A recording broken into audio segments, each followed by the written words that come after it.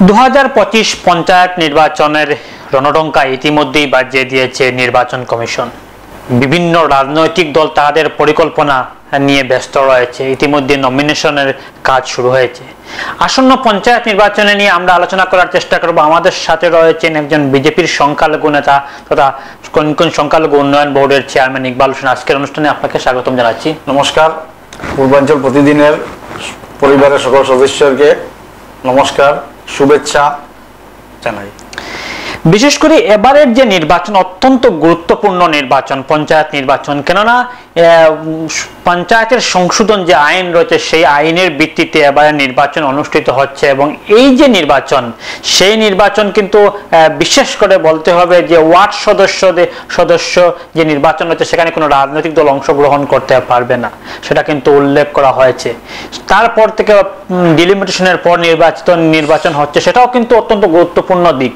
কিন্তু আমি আলোচনা যাওয়ার আগে একটা টুইস্ট রয়েছে এবারের নির্বাচনে। যেহেতু আমার সাথে রয়েছেন বিজেপির সংখ্যালঘু নেতা ইকবাল হোসেন এবং তিনি দক্ষিণ করিমগঞ্জ সমষ্টিকে লিড করছেন বিজেপিকে।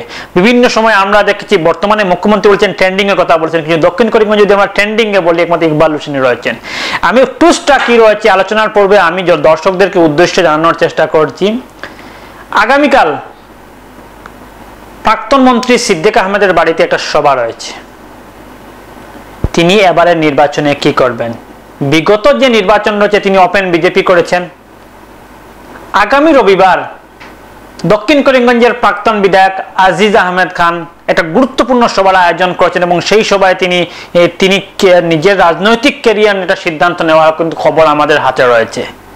সেটা কিন্তু দক্ষিণ করিমগঞ্জ জেলার 4টি সমষ্টির মধ্যে দক্ষিণ করিমগঞ্জের টুস্ট রয়েছে। আমি পঞ্চায়েতের পর্বে যাওয়ার আগে এই বিষয়ে কি বলবেন আপনি? এই যে বিষয় আমি ইতিমধ্যে উল্লেখ করেছি, সিদ্দিক আহমেদ এবারে বিজেপি করবেন না অন্য কোনো দল করবেন সেটা কিন্তু উল্লেখ করেছে, সেটা কিন্তু পঞ্চায়েত নির্বাচনে একটা কিন্তু গুরুত্বপূর্ণ দিক বহন করবে। কি বলবেন?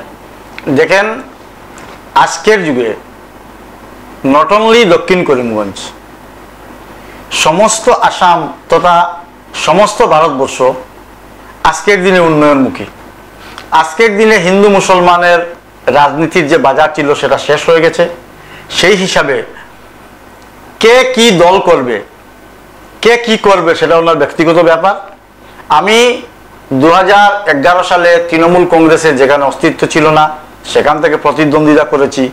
2011 থেকে আজকের দিন পর্যন্ত আমি মানুষের সুখে দুঃখে আমি আছি, আমি ছিলাম, ভবিষ্যতে থাকবো।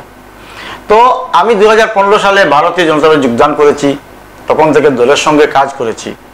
আগামী যে পঞ্চায়েত নির্বাচন সেই নির্বাচনে আপনারা জানেন বর্তমান শ্রীভূমি জেলা পরিষদ বিজেপি দখল করবে, তাতে কোনো সন্দেহ নেই। বিগত লোকসভা নির্বাচনের সময় আপনাদের স্টুডিওতে বসে আমি বলেছিলাম যে 2 লক্ষের অধিক মাইনরিটি ভোট থাকার পরও এই লোকসভা আসনে কৃপানাথ মালা জয়ী হবেন, উনি জয়ী হয়েছেন। আজকেও আপনাদেরকে বলে যাচ্ছি যে আগামী দিনে শ্রীভূমি জেলা পরিষদ বিজেপি দখল করবে এবং বিশেষ করে বিভিন্ন আমাদের মাননীয় মুখ্যমন্ত্রী এবারে ফ্রি হ্যান্ড দিয়েছেন যে ওয়ার্ড সদস্যদেরকে কোনো দলীয় প্রতীক দেওয়া হবে না।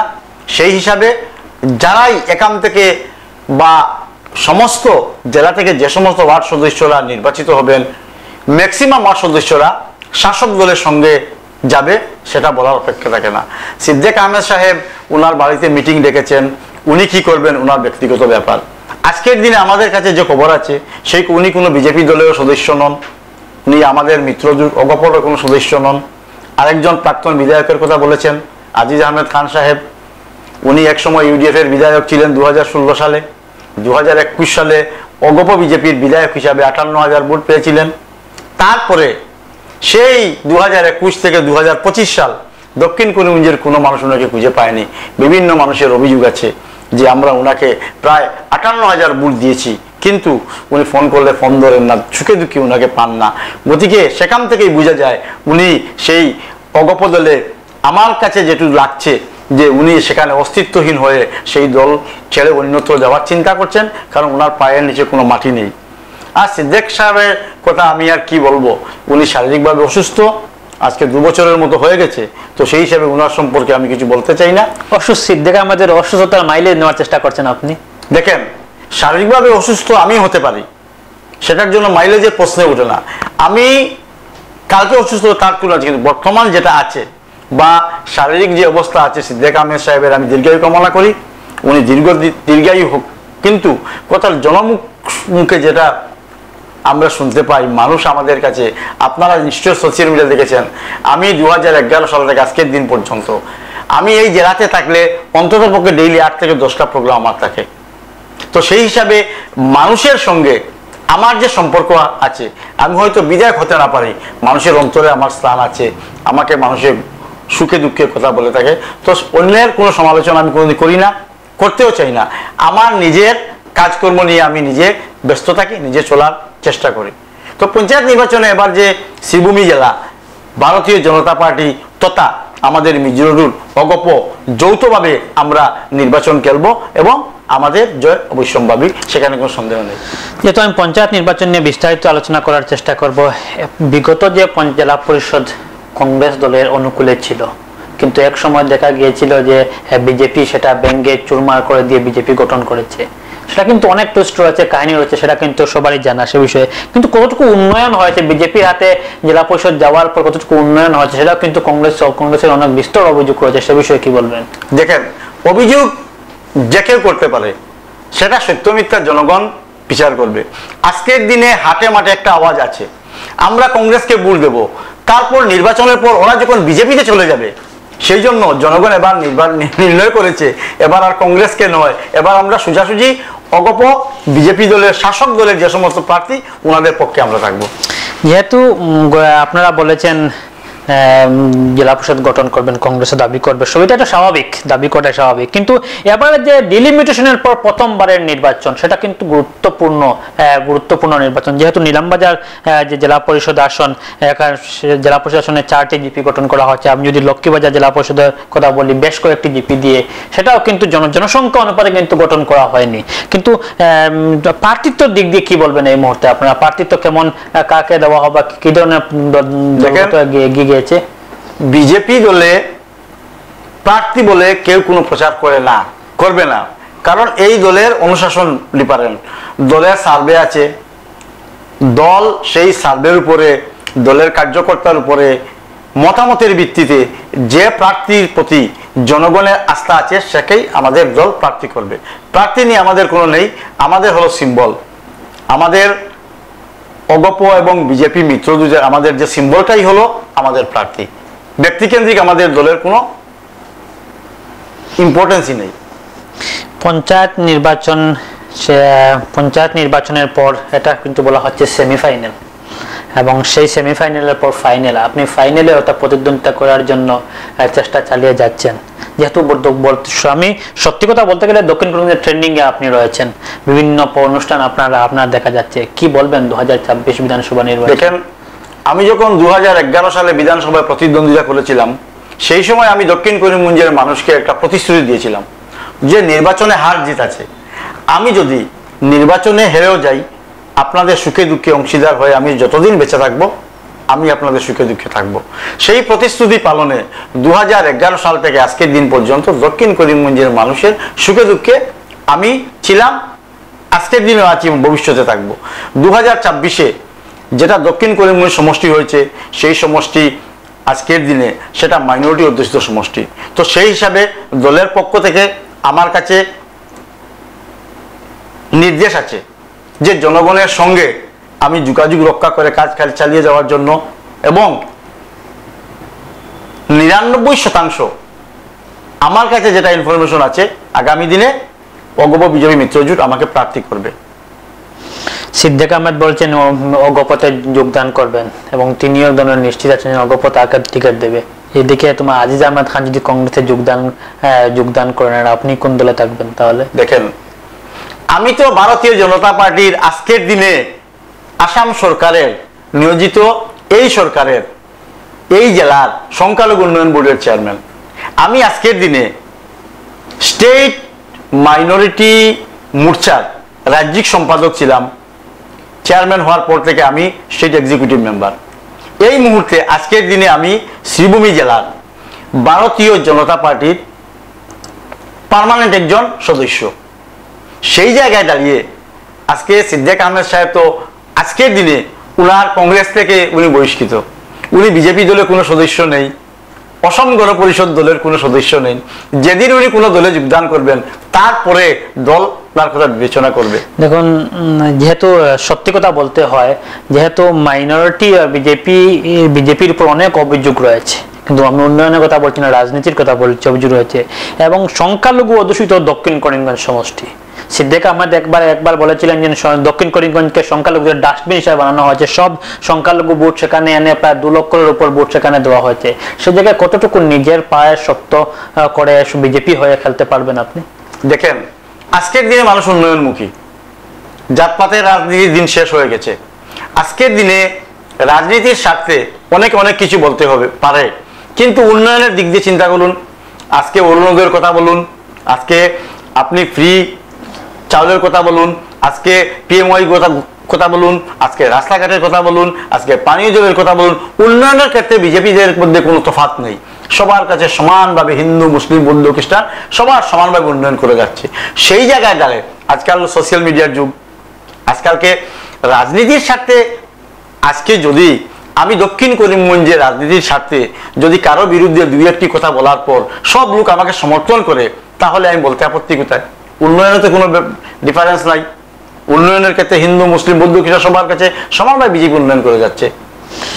একটি গুরুত্বপূর্ণ কথা, আমি অনুষ্ঠান শেষ করে নেব, লাস্ট একটি কোয়েশন, যেটা কিন্তু অত্যন্ত ব্যতিক্রমী কোয়েশন আপনাকে করার চেষ্টা করছি। একটা উদাহরণ হিসাবে আপনাকে তুলে ধরছি। আপনি যে মহফিলে যাচ্ছেন, যে অনুষ্ঠানে যাচ্ছেন, সেখানে বিভিন্ন ধরনের টাকা, আপনি মোটা অঙ্কের টাকা পালেন, যা আপনার সম্ভব আপনি দিয়ে যাচ্ছেন, সেটা কিন্তু বিভিন্ন সময় দেখা যাচ্ছে। কিন্তু নির্বাচন আসার পর যেমন আজিজুর রহমান তালুকদার এই অঞ্চলের যদি বিচারক হিসেবে বলা হতে, মানে 100টি কোনো ঘটনা ঘটলে প্রায় 80% বিচার ওনার মাধ্যমে হয়ে থাকে, এরকম সমাজ বলে থাকে, সবাই বলে থাকে, কিন্তু নির্বাচনে ওনাকে ভোট দেন না। কিন্তু আপনি যে বাটে জনসংযোগ রক্ষা করে যাচ্ছেন, ভোটের সময় কতটুকু আপনি জনসংযোগ রক্ষা করতে পারবেন, সেটা কিন্তু একটা গুরুত্বপূর্ণ দিক লক্ষণ। দেখেন, আমি যখন 2011 সালে বিধানসভা নির্বাচনের প্রতিদ্বন্দ্বিতা করি, আমি একজন সরকারি কর্মচারী ছিলাম। 2010 সালের নভেম্বরের 30 তারিখ আমি রেজিগনেশন করেছি।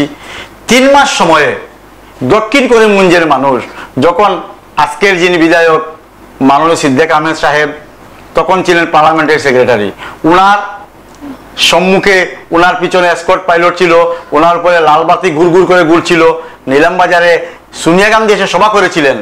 তারপরেও দক্ষিণ করিমগঞ্জের সম্মানিত ভোটার আমাকে 24,000 ভোট দিয়েছেন।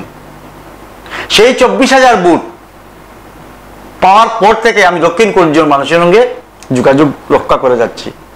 বিভিন্ন সময় বিভিন্ন পরিস্থিতিতে আমি নির্বাচনে দাঁড়াননি। এবারের যে নির্বাচন, এই নির্বাচনে বিধায়ক সিদ্দিক আহমেদ সাহেবের অসুস্থতা, মাননীয় কমলাক্ষদের পুরকাইস্ত উত্তর করিমগঞ্জ থেকে 1,15,000 ভোট আমাদের সঙ্গে যুক্ত হয়েছে। ওনাকে মাননীয় মুখ্যমন্ত্রী কাটি করার দায়িত্ব দিয়েছেন, অভিভাবকহীন হয়ে পড়েছে দক্ষিণ করিমগঞ্জে। সেই জায়গায় মানুষের যে স্বতঃস্ফূর্ত সমর্থন, সেটা আপনাকে বলে বোঝাতে পারবো না। আমি আশাবাদী যে দক্ষিণ করিমগঞ্জের মানুষের কাছে একটাই প্রশ্ন, আপনি তো 2011 পর থেকে আজকের দিন পর্যন্ত আমাদেরকে ভোট দেওয়ার সুযোগ দেননি। অন্তত 26-এর নির্বাচনে যদি আমরা সুযোগ পাই, তাহলে আসামের মধ্যে অন্যতম একটি সমষ্টি হিসাবে আমরা এখান থেকে একজন বিধায়ক মাননীয় মুখ্যমন্ত্রী হেমন্ত বিশ্ব শর্মাকে উপহার দিব। কারণ মাননীয় মুখ্যমন্ত্রী যা বলেন সেটা বাস্তবে রূপায়িত হয়। উনি লোকসভা নির্বাচনে বলেছিলেন আমাদের এমপি এখান থেকে জিতবেন। উনি বলেছিলেন এখান থেকে এমপি জিতলে আমাদের জেলা থেকে একজন মন্ত্রী দিবেন। আমরা কৃষ্ণেন্দু পাল মহাশয়কে মন্ত্রী হিসাবে পেয়েছি। উনি উপনির্বাচনের সময় বলেছিলেন যে সংখ্যালঘু উদ্দেশিত সমষ্টি সামাগুড়ি, সেখান থেকে বিজেপি প্রার্থী জয়লাভ করেছেন, সেখান থেকে করেছেন, দলাই সমষ্টি থেকে করেছেন। আর এবারের নির্বাচনের পূর্বে বলেছেন যে আসামের 6টি বিধানসভা নির্বাচন যেখানে সংখ্যালঘু অধ্যুষিত এলাকা, সেখান থেকে আমি এবারে মিত্রজোটের 6 জন বিধায়ককে নির্বাচিত করব, তার মধ্যে দক্ষিণ করিমগঞ্জ ওনার নজরে আছে। তো সেই হিসাবে মাননীয় মুখ্যমন্ত্রীর প্রতিটি কথা প্রতিফলিত হয়। সেই হিসাবে দক্ষিণ করিমগঞ্জের মানুষ মাননীয় মুখ্যমন্ত্রীর প্রতি আস্থা আছে এবং মাননীয় মুখ্যমন্ত্রীর সেই কথার উপর ভিত্তি করি আজকের দিনে বিভিন্ন জায়গায় আমাকে, আজকে আপনারা শুনলে অবাক হবেন, যে মানুষ কিভাবে স্বতঃস্ফূর্তভাবে যে সমর্থন দিচ্ছে, মানুষ কিভাবে বিভিন্ন সভা সমিতি আপনারা দেখবেন সমস্ত রমজান মাস, তারপরেও মানুষ রাত 10টা থেকে রাত 2টা পর্যন্ত আমাকে নিয়ে সভা সমিতি করেছে।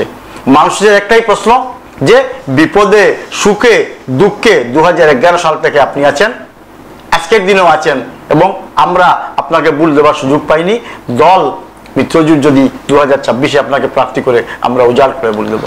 অবশ্যই ধন্যবাদ। কিন্তু এটা সব থেকে গুরুত্বপূর্ণ আপনার মন্তব্য, কিন্তু অন্যান্য ক্ষেত্রে বলবো না। আপনি যে নির্বাচনে অবতীর্ণ হবেন বা আপনি টিকিট পাওয়ার আশাবাদী, সেটা কিন্তু এবারের পঞ্চায়েত নির্বাচনের ফলাফলের উপর কিন্তু অনেক কিছু নির্ভর করবে, যেহেতু সংখ্যালঘু অধ্যুষিত দক্ষিণ করিমগঞ্জ থেকে আপনি প্রতিনিধিত্ব করার চেষ্টা করছেন এবং বর্তমানে কাজ করে যাচ্ছেন। কতটুকু সংখ্যালঘু ভোট আপনি বিজেপির পক্ষে এনে দিতে পারেন, বা কতটি আসন আপনি জেলা পরিষদ বলেন বা ওয়ার্ড সদস্যরাই বলেন, বিশেষ করে ওয়ার্ড সদস্য কিন্তু আপনি কথা বলেছেন, সেটা কিন্তু আপনি অত্যন্ত গুরুত্বপূর্ণ কথা বলেছেন, সেটা আমিও একমত। সাংবাদিক হলে কি হবে, কিন্তু সত্যি কথা বলতে হবে, বিজেপি কিন্তু দলের কোনো ব্যক্তির উপর নির্ভরশীল নয়।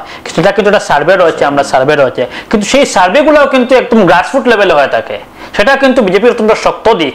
কিন্তু আপনি ওয়ার্ড সদস্য কতজন, যেহেতু বিজেপির দলের কোনো সিম্বল দিতে পারবে না, কিন্তু একটা টুইস্ট রয়েছে, মুখ্যমন্ত্রী এটি বলেছেন, পরে ওরা তো বিজেপিতে যোগদান করতে পারে, তাহলে বিজেপিতে যোগদান করে তাহলে তো সভাপতি বিজেপির হয়ে যাবে।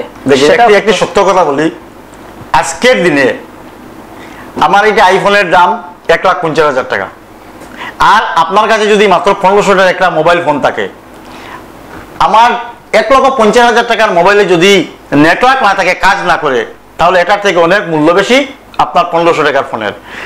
সব মানুষ জানে সরকার পক্ষ থেকে যদি নির্বাচিত প্রতিনিধি সরকার পক্ষের সঙ্গে না থাকে, তাহলে উন্নয়ন করা সম্ভব হবে না। সেই হিসাবে আজকালকে মানুষ উন্নয়নমুখী। যারাই এই নির্বাচনে নির্দল প্রার্থী হিসাবে নির্বাচিত করে, সবাই ম্যাক্সিমাম, আমি পার্সেন্টেজ বলবো না, বৃহৎ সংখ্যক ওয়ার্ড সদস্যরা সরকার পক্ষের সঙ্গে থাকবে, তাদের কোনো সন্দেহ নেই। সেটাও কিন্তু মাইলেজ লওয়ার চেষ্টা করবে বিজেপি, সেটা 100%। অবশ্যই ধন্যবাদ। আজকের যে অনুষ্ঠান অত্যন্ত গুরুত্বপূর্ণ আলোচনা করার চেষ্টা করেছি, যেহেতু নির্বাচনের পূর্বে আবারও আপনার সাথে দেখা হবে। আজকের অনুষ্ঠান এখানে শেষ করে নিচ্ছি। ধন্যবাদ, নমস্কার।